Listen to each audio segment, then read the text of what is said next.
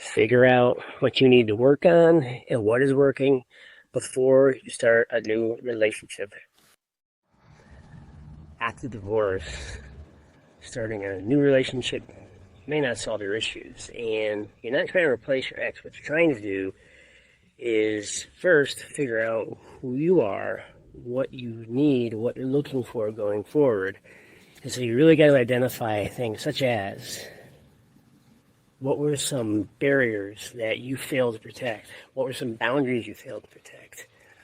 What were the things that worked well in the marriage? What were the things that didn't work well in the marriage? And then what you consider doing, guys, is writing down one barrier that you failed to protect.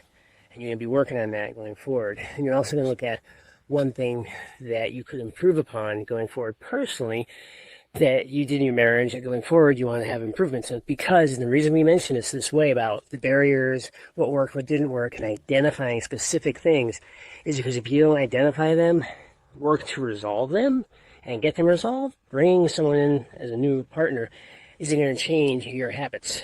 And it's not going to change the relationship, meaning you're going to bring them in and it's going to be the same wash, rinse, repeat cycle that you've already had because you're not making changes.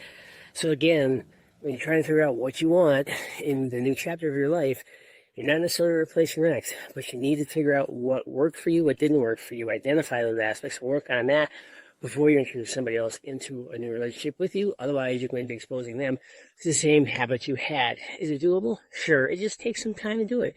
You guys can do it. You've got this. Take care. More to follow.